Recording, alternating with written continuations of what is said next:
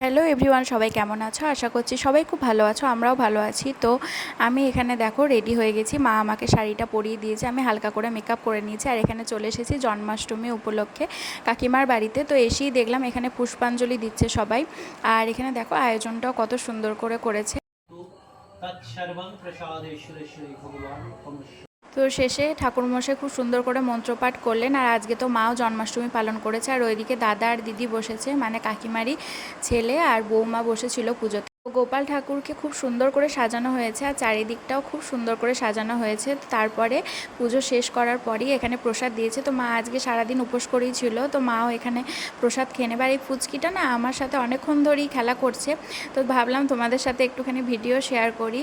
ও আস্তে আস্তে আর কি দাঁড়াতে শিখেছে, তো আমাকে ধরে ধরেই ও দাঁড়াচ্ছিল। আর এখানে দেখো মিক্সা মানে কাকিমারি নাতনি, ও হচ্ছে যে গোপাল ঠাকুরকে এখন দোল দিচ্ছে। ওইদিকে দেখো দিদি প্রসাদ বিতরণ করছে। প্রতি বছরই কাকিমাদের বাড়িতে এখানে ধুমধাম করে জন্মাষ্টমী পালন হয়, আর কাকিমাদের বাড়িতে এখানে হরিনামও হয়।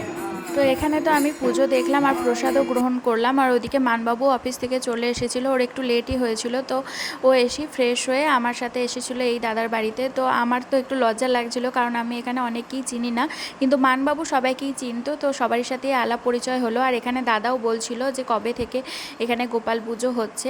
তো এবছরই নাকি খুব বড় সড়ো করে জন্মাষ্টমী পালন হচ্ছে।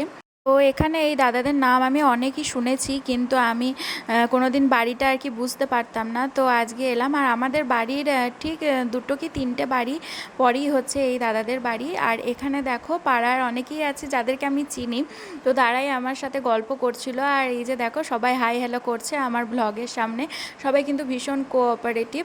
আর এখানে দেখো এই যে সুন্দর দেখতে বোনটার সাথেও অনেক গল্প করছিলাম। তারপরেই এখানে উপরে চলে এলাম। এখানে খাওয়া দাওয়ার আয়োজন করা হয়েছিল। তো এখানে দিয়েছিল গরম গরম লুচি, আর ছিল ছোলার ডাল, আর তার সাথে ছিল আলুর দম। আর শেষে ছিল চাটনি, মানে ফ্রুট চাটনি, আর ছিল পাঁপড়। শেষে মিষ্টিও ছিল। তো এখানে যাওয়ার সঙ্গে সঙ্গে না দাদা আমাদেরকে তিলক পরিয়ে দিয়েছে। আর একবার গোপাল ঠাকুরকে দর্শন করে প্রণাম করে নিলাম। তো এখানে মা আসতে পারেনি, যেহেতু মা সারাদিন ওখানেই ছিল আর ওখানেই পুজো টুজো দিয়েছে, তো সেই জন্য মা আসতে পারেনি। আর এই দিদি দেখো ওই কাকিমার বাড়িতে অনেকটাই লেট করে এসেছে।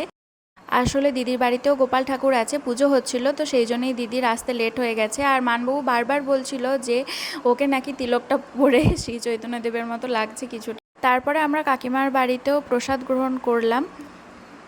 পরে এসেছিলাম আমাদের পাড়ার শিব মন্দিরে। এখানে দেখলাম ঠাকুরের গান হচ্ছে, ঠাকুরের গানের তালে সবাই নাচানাচিও করছে। তো এখনকার মতো বাই বাই, কেমন লাগলো জানিও।